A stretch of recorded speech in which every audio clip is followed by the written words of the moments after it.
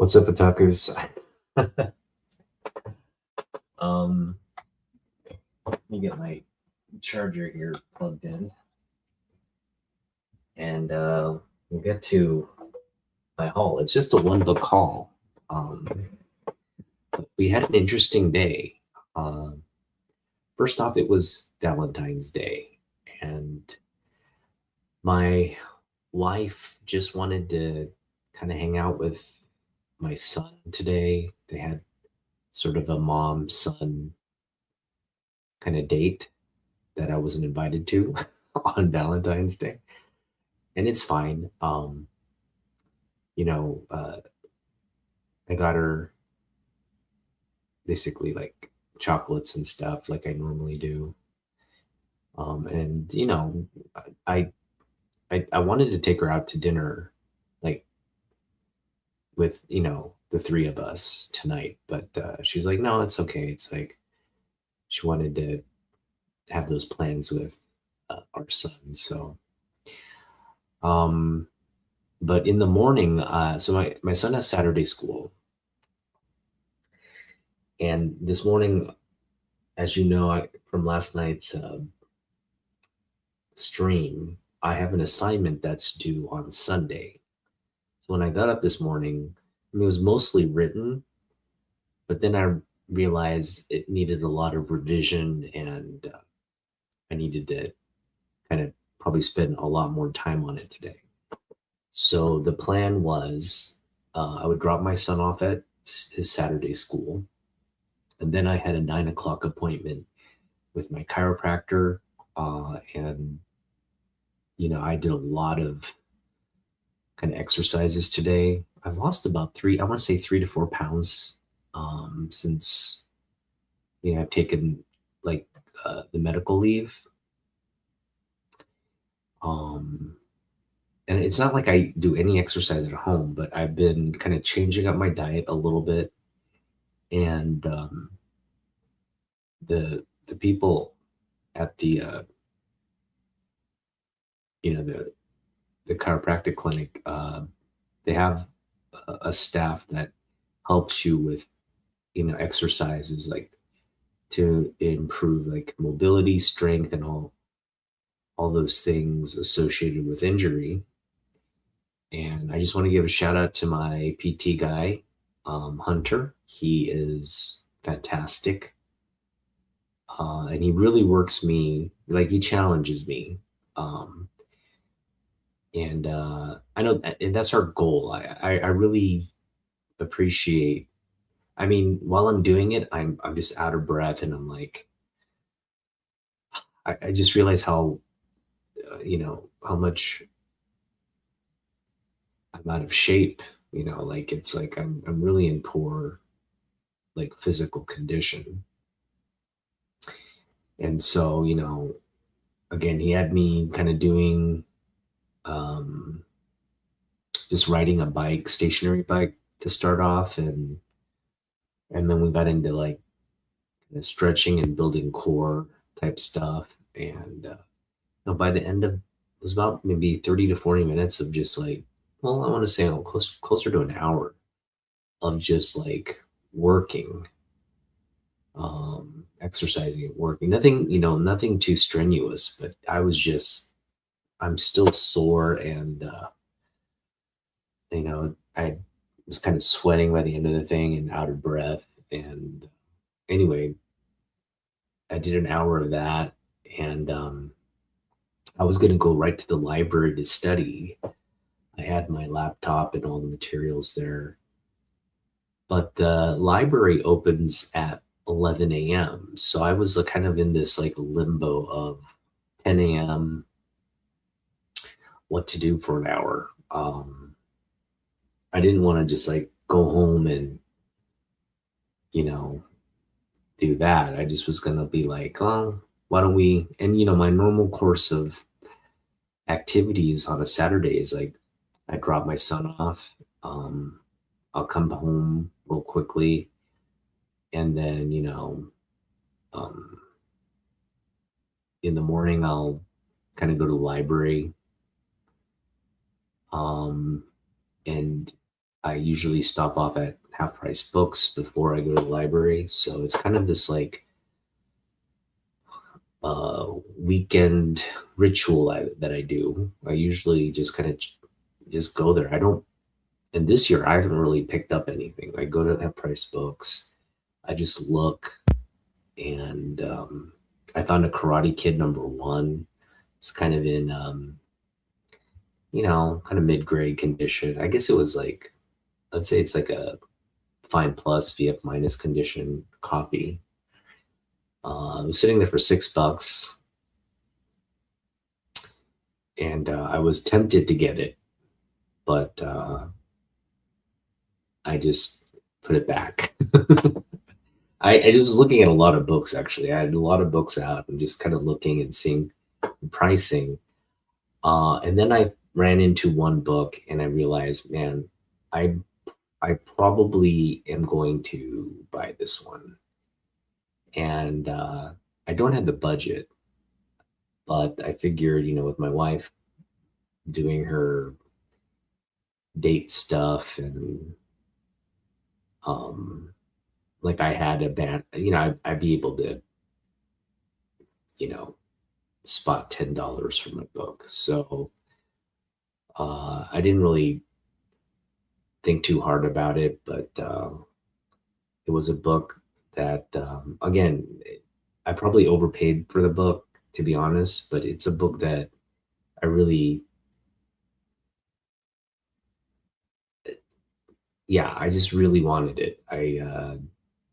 I'm in this process of like downsizing and doing all these things with the collection, but this was a book that I wanted to add.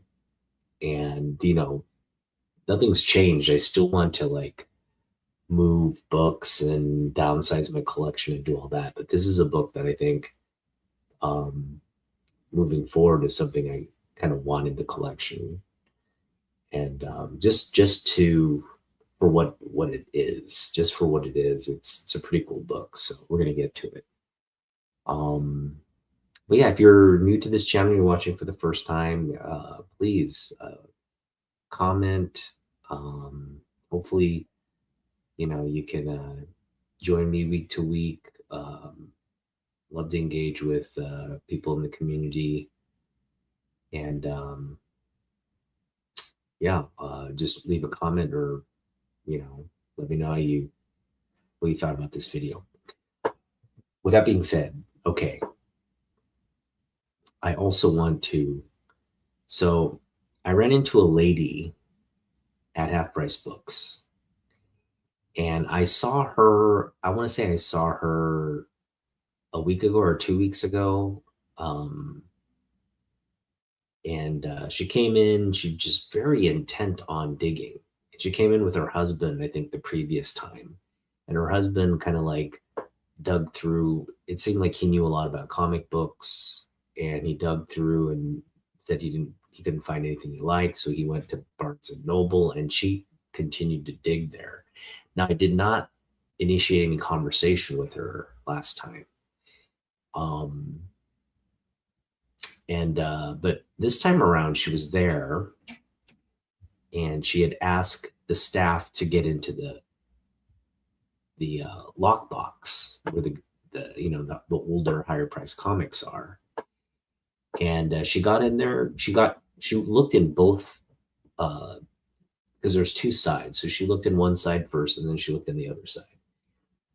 And she pulled out a couple books that she was going to get, and she had apparently like a 20% coupon off her purchase. So she was like intent on, I guess, getting a lot of books and using the coupon to save. And yeah, then they took her books up to the front, and she continued to kind of dig. And so, I just kind of asked her, hey, you got some nice, it looks like you picked out some nice books. What do you collect? And she was very, friendly. And she's like, oh yeah, I collect like she's saying she collects Flash comics, Batman comics, Superman comics. And I was like, "Oh, so you're mostly DC?" And she's like, "No, I kind of collect everything." Um, and then she got to talking about how her dad got her into comic books, and um, like he had passed and left her all these books, and she was just enjoying the hobby, and kind of remembering, the times they'd spent, um, kind of collecting books together. And I could tell, like that her father passing had just reignited a passion for the hobby, kind of like it does in a lot of us. And it was really like, it was nice of her to share that. And we just started talking about um, comic books collecting, and yeah, like it sounds like her father had quite a collection. Um, and apparently he had these like Superman books, like older Superman books, but they got there was some kind of uh, water damage, that the books got exposed to like humidity or water or something, and they got damaged. And so, her mother had thrown those Superman books out. And so, yeah, like uh, those books were no longer part of that collection, but he still had a lot of other, books. And apparently, uh, her dad had collected a wide, variety of things. And so I thought, man, that is so cool. And I was really kind of curious to see this collection, but I know it meant a lot to her. It held a lot of sentimental value. Um, so her dad's collection was her dad's collection. She wasn't going to touch it, but it reignited uh, just the passion to collect, and she was just trying, like getting back into the hobby, and um, kind of figuring out what the hobby's about. I could tell, like, she was kind of new to grading and all that, but she also had like a good idea of like, what to target. Um, and, she obviously knew condition was important. So, um, kind of looking at condition and judging whether it had a fair price or not. And so, um, she kind of asked, "Hey, can you help me pick out some good books to get?" And kind of like Jen's was like, "Hey, man, what would you recommend I get out of this lockbox?" And so we opened up the box again, and this time she just had me go out and pull out books that I would get, or that would be kind of like higher grade, basically higher grade books, mid to high grade books, older books that um, might command a lot of value. Um, and so we, got keys. There were key books there. Um, she ended up getting books like New Gods #1. She got the Justice League issue where it's JLA versus JSA. It's this classic Carmine Infantino cover. That was really like a nice grade, in a nice grade. I want to say it was like probably VF copy. It bordered on like really, really like high grade. Um, yeah, I mean there wasn't too much wrong with the book outside of a few, like, just like kind of rounded corners and some, just some edge wear, but overall it looked fantastic. So that was a nice book for her to get. And yeah, she picked up some additional like Superman keys, like Neil Adams books. And it's kind of like, oh, but I mean, there's a Neil Adams first work on Superman, and that book was in there, and I thought it was fairly priced for the condition it was in. So I said, it's not a book. It was like priced at like $16, but I mean, it was pretty decent grade. I want to say it was like fine plus, somewhere around there. And for that kind of that mid grade type, and it's again Neil's first work on Superman. I felt like that was fair value, and she instantly was like, "Yeah, that seems like a good book to have," and so that's another one she picked up. But all in all, we just had a really good time just kind of talking about comic books in that short span, and yeah, we exchanged numbers because I just was like, "Hey, I've got books I want to trade. I kind of want to downsize my collection. So let me know if you want to like trade books. I'm willing to kind of part with a lot of books just to get a few books. Some of the books I want. I'm not looking for a lot, but I'm willing, to give you more in terms of value and the number of books." So she's like, "Yeah, yeah, yeah. I'm gonna kind of continue to kind of go through my dad's collection. Apparently, it's so large she hasn't had time to go through the entire collection yet, but she's still kind of doing that process." And she's like, "Yeah, there'll definitely be, I think, books that I'll be looking to maybe trade, like doubles or something. I'd be happy to trade you, and but let me kind of sort that stuff out, and we'll stay in touch." And I said, "Yeah, sounds good." So yeah, I just want to give a shout out to her. Um, the other thing is she was an Asian American woman, um, and she was younger than me, but she wasn't like, she wasn't young young. She was I would say middle aged, right? Um, and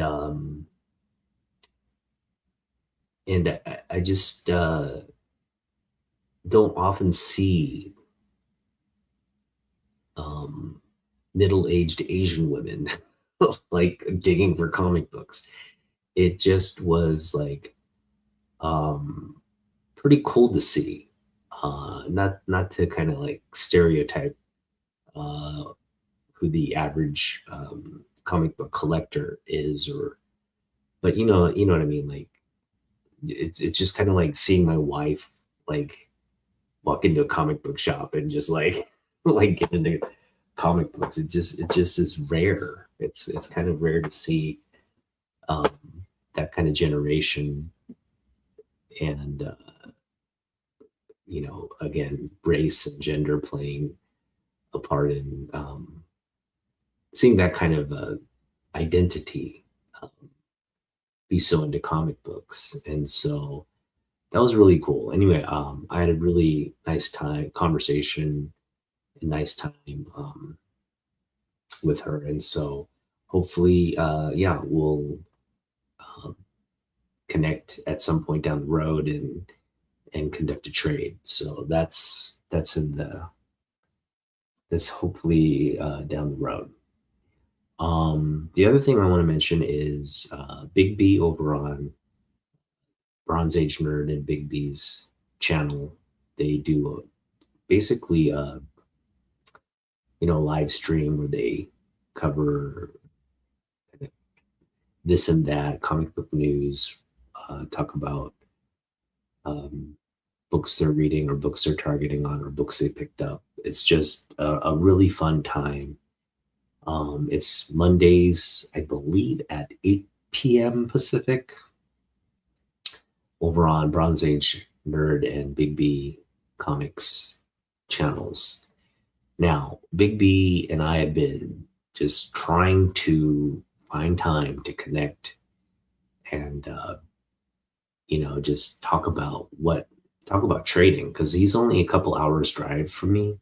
So I think we both expressed like willingness to kind of either meet in the middle or do something where we um, meet up and maybe have lunch and trade books. Now, I've expressed to him that I'm looking to downsize, and looking to really just give up a lot of value. And again, I've been telling a lot of collectors this, like, hey, I'm willing to give you exactly, first up, I want to give you what you want.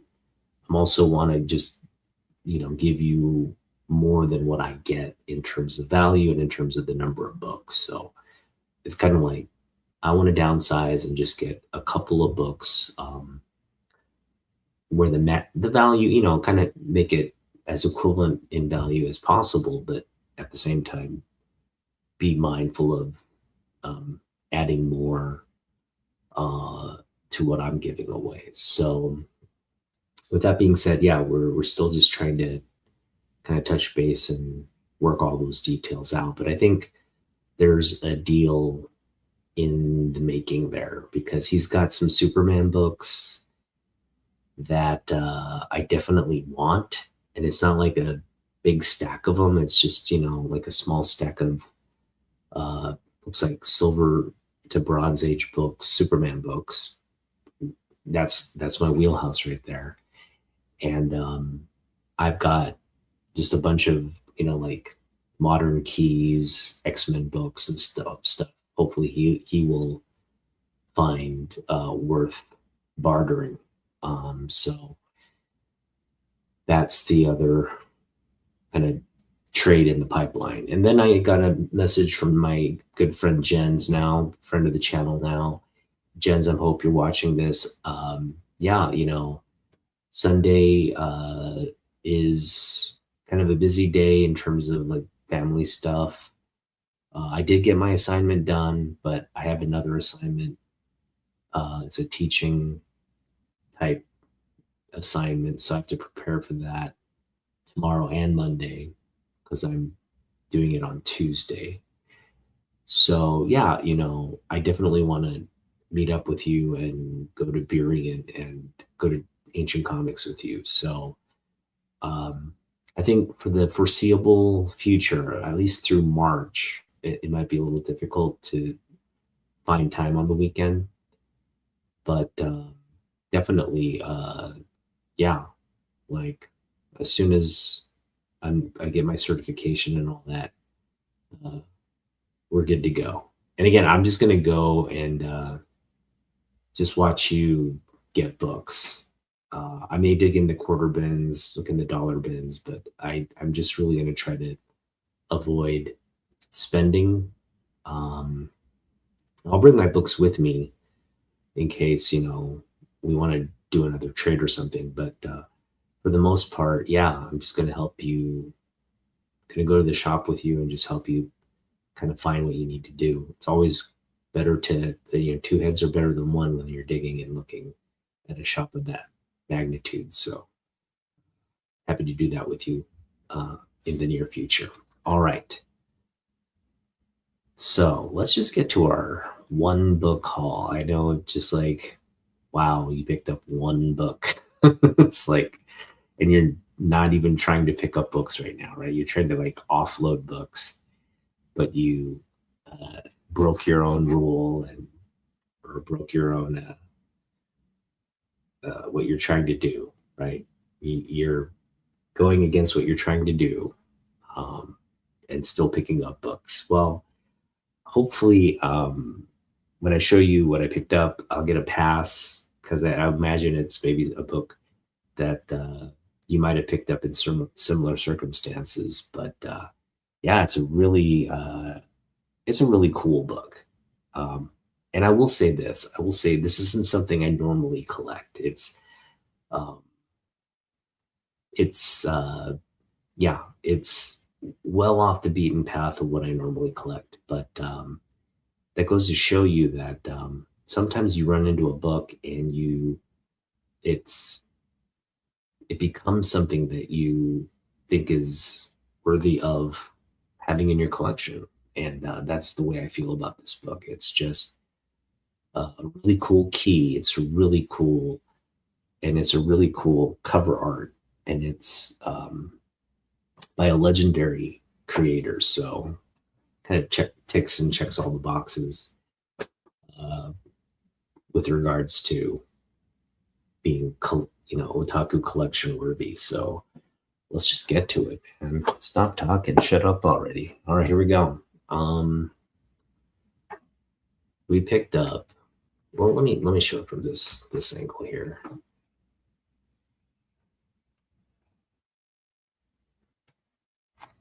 So here's Orion, and we picked up kind of a low grade copy of Orion of the New Gods. And yeah, this is obviously a cover by Jack Kirby. And beautiful, Bronze Age DC book here that we're looking at, 15 center. Now, realize, Jack helped build Marvel, and then he kind of gets sick of I guess being being the second hand guy to Stan Lee. He's just not. I don't know if he felt underappreciated, underpaid, or whatnot, but he was just really not happy with the way Marvel was treating him. And really, it remains to this day. I mean, Jack Kirby helped create pretty much the entire Marvel universe, outside of Spider-Man, right? He pretty much drew everything. Some of the biggest characters from Marvel: Captain America, Thor, Fantastic Four. I mean, the list goes on and on. He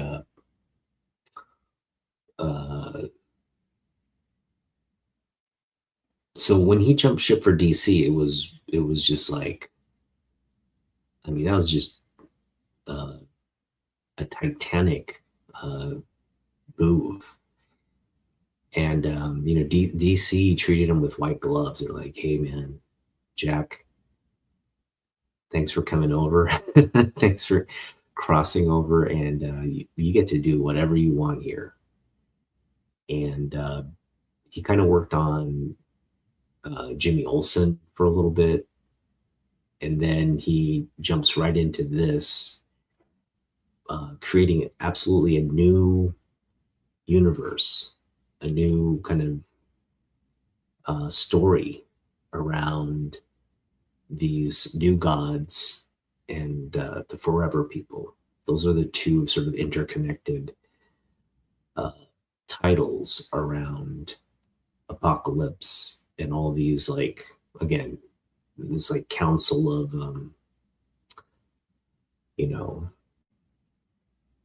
kind of supreme beings, right? These alien supreme beings. And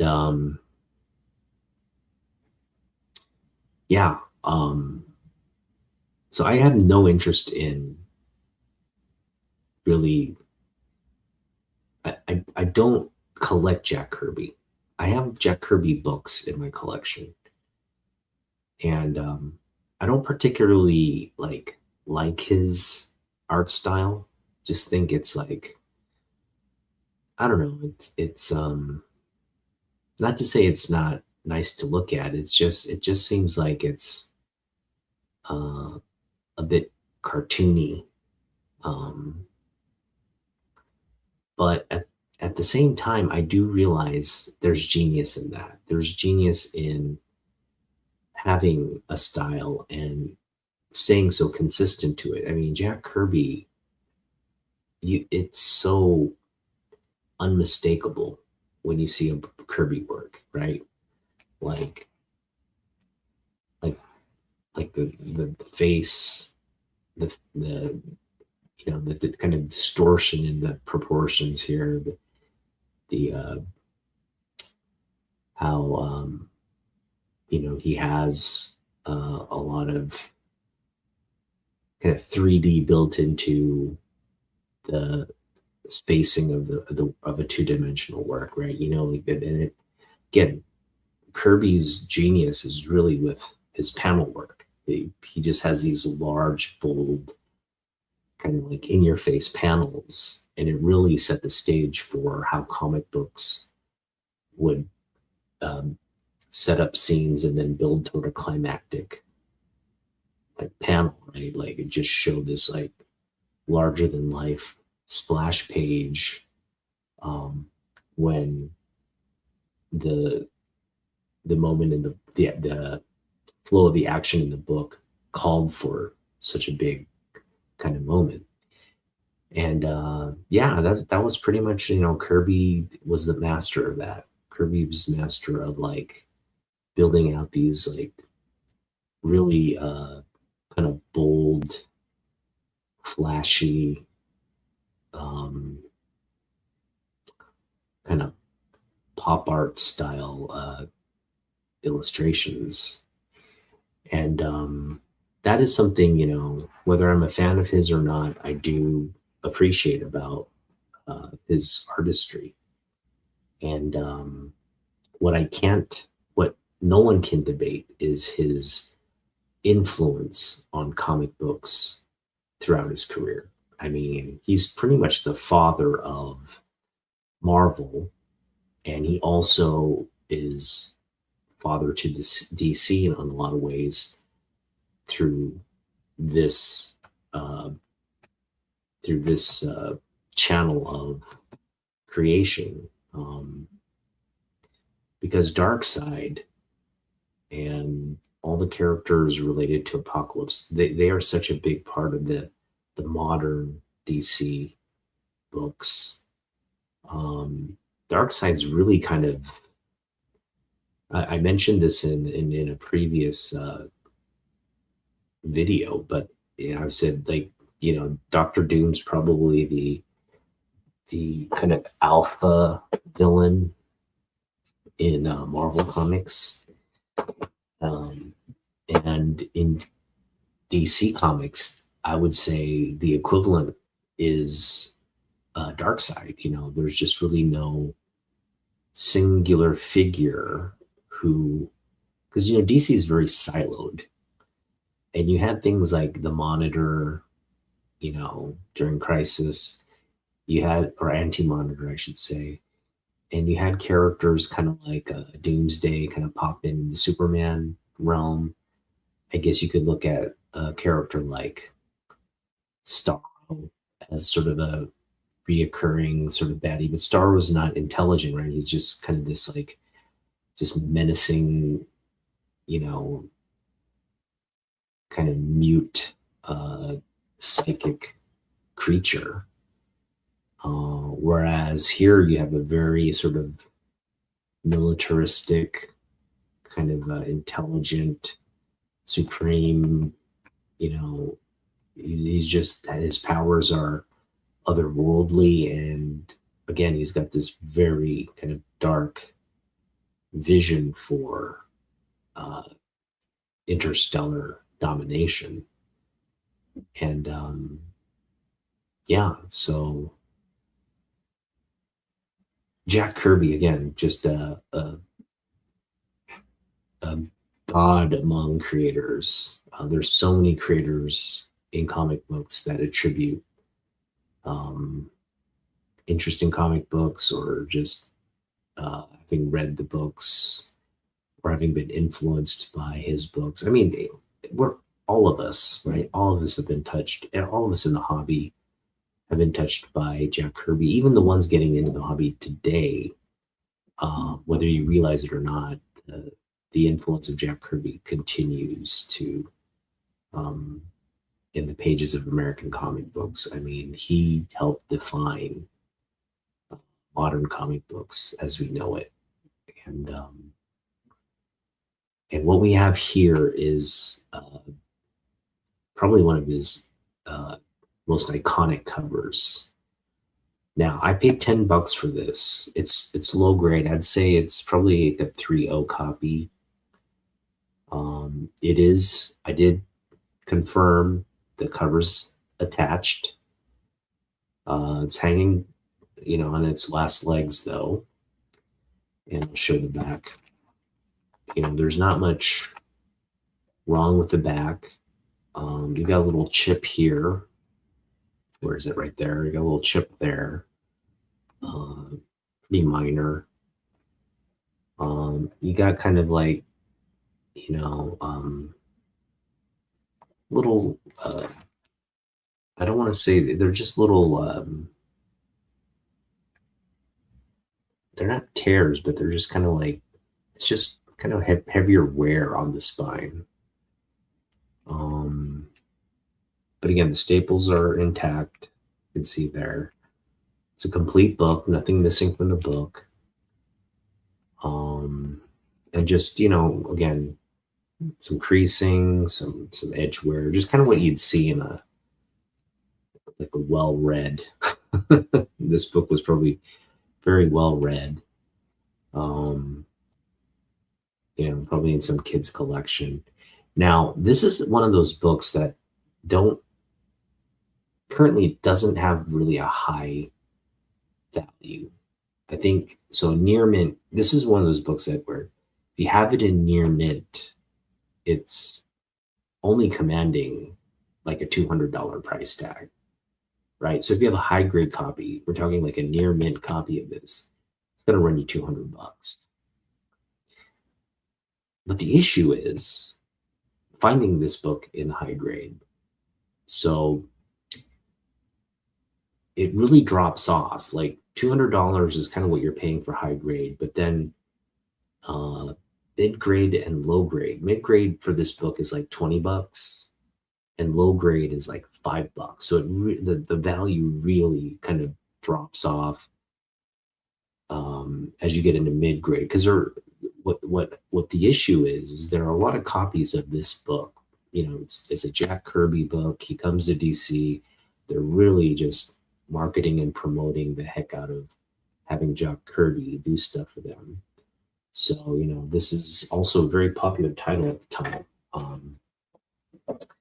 because it's introducing all these new exciting characters. It's got all these like, gadgets and gizmos, and it's a kind of an interstellar comic book where Superman is a part of the background, in terms of appearances and engagement.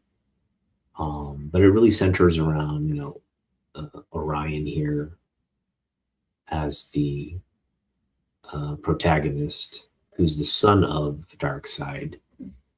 And again, just sort of a big run, big kind of comic book that was introduced in the Bronze Age, and it just cemented Darkseid's presence in comic books. And Darkseid would go on to be in the Saturday morning cartoons as a villain. He'd go on to be like in the animated series. He's just there embedded as one of DC's most fearsome foes, right? And this book here is key because what we have is, like, I think the second full appearance of Darkseid in this book. It's a number 2 issue of the New Gods. But the main, again, along with this beautiful art, we have the first cover appearance of Darkseid. So this is the first time you see Darkseid on a cover. It's a glorious piece of artwork here. Jack's design of Darkseid, I mean, it's menacing, but it also is kind of framed in this really cool Kirby-esque cover. I mean, just the colors and everything. It's a black, it's a dark cover here, so all the damage kind of pops, but It's dark, like black on blue and red. You know, that's a bold color combination there, blue and red together, and the cool wording there for DC Comics. The sinister warlords of Apocalypse strike at Earth, Orion of the New Gods. Read, O deadly dark side. Again, I saw this book and I was just like, man, for $10, I just have to pick it up. I mean, yeah. Needless to say, this is a low grade book of this caliber, right? We're talking about the first cover appearance of Darkseid. For a low grade for this caliber Bronze Age book to be like $5 is grossly underpriced. Not to mention, even a high grade copy being $200 for. I mean, this isn't a first appearance, but it's Darkseid's first cover appearance. It's his second full appearance. I mean, because Darkseid makes a lot of these like cameo appearances leading up to the New Gods, it kind of diminishes the value of the first full appearance, which is, I believe, in Forever People #1. And Forever People #1 is still, I mean, that's a $200 book too in high grade. And it's his first full appearance. But the real, I think, what people consider the real first appearance of Darkseid is the cameo appearance, which is in Jimmy Olsen. And that's like a $400 book. That's, I guess, considered his first appearance. And even that book is undervalued for, what it represents. And yeah, I just think it's a really good time right now if you're like forward kind of thinking about, obviously as DC gets rolling, they're going to introduce Darkseid at some point. I think as Brainiac's a big reveal, like villain to reveal early on, but Brainiac is, in terms of, and they've actually, let's back up a little bit. They have introduced Darkseid. Let me put it that way. They introduced Darkseid. I really like the Snyder, kind of whole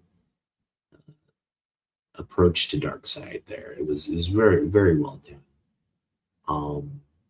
And it's unfortunate that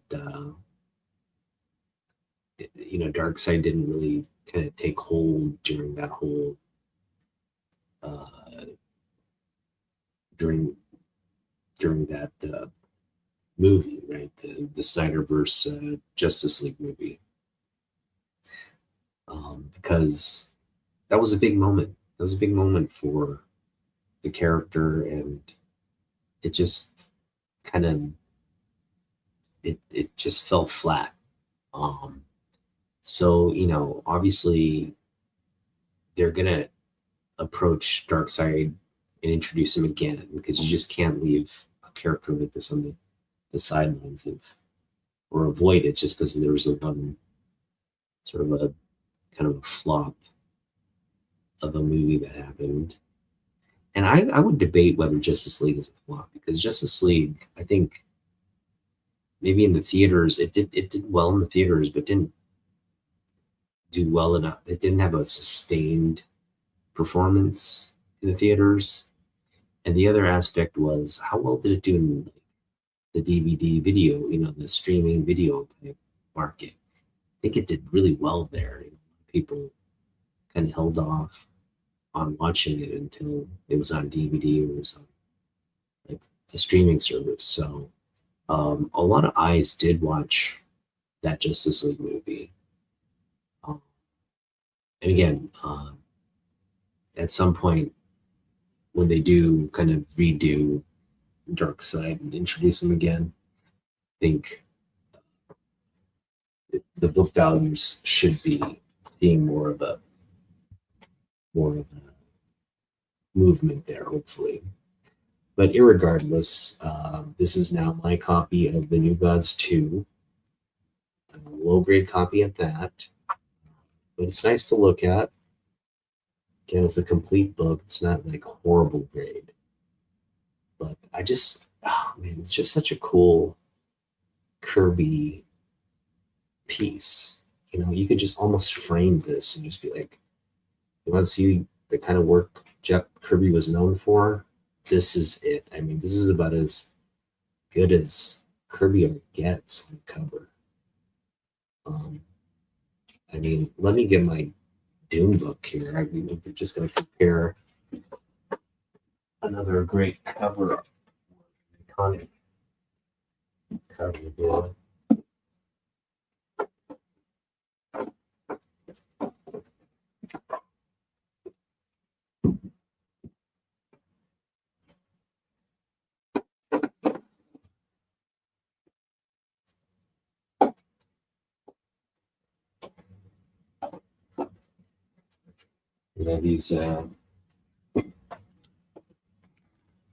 These Kirby covers are just they're all about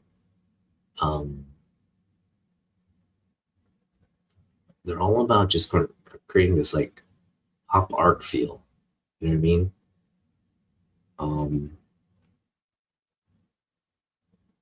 Just these like the action that's moving. I mean, this is just he's really an artist that kind of does this better than. I mean, he kind of establishes the standard for kind of creating movement, kind of having the action pop out, right? Like look, you got this big, huge like Doom in the center of the book, and all these other characters are like, you know, tiny in comparison, and it just kind of exudes that the imbalance and the amount of power that these characters are portraying, right? And in the same kind of vein here, you've got our hero here kind of falling and almost falling out of frame, and you have right here like these characters, especially with Darkseid at the forefront, the new gods, right? It's just such a bold, and it just kind of establishes so much just through the positioning. And again, he's kind of getting this like light, it looks like a lightning or light bolt that's just jolting through him, and incredible stuff. So yeah, like again, this isn't the kind of book I normally pick up, but I saw it being the key, first cover appearance of Darkseid. I just thought that was so cool because Darkseid is a character I really like, and I don't normally collect villains and things of that nature. I'm not into first appearances and all that, but when it comes to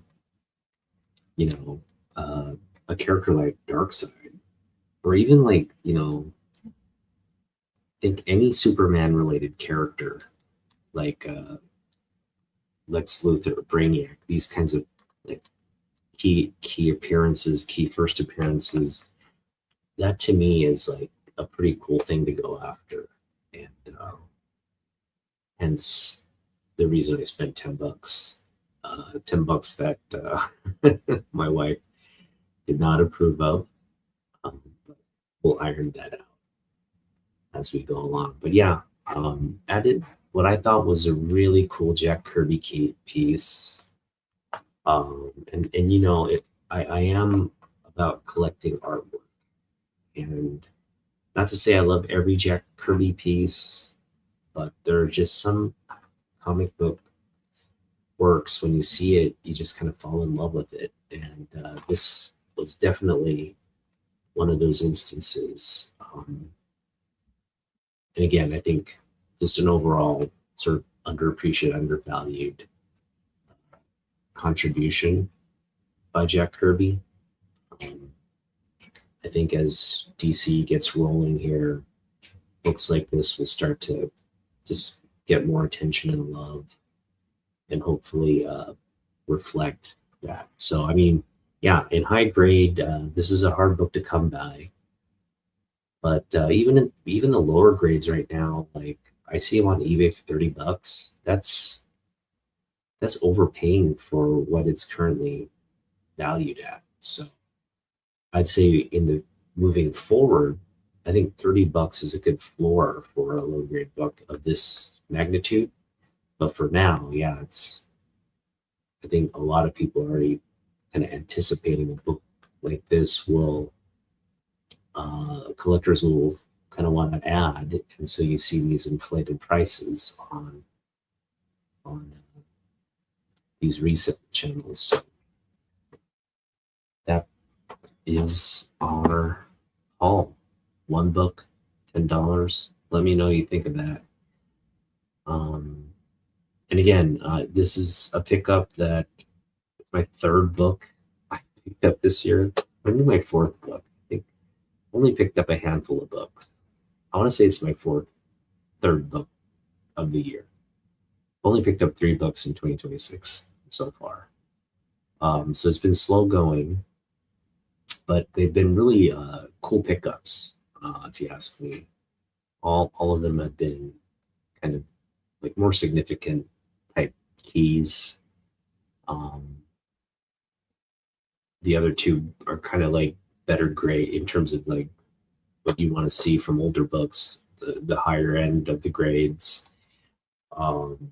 And definitely this one, low grade, but it still is like,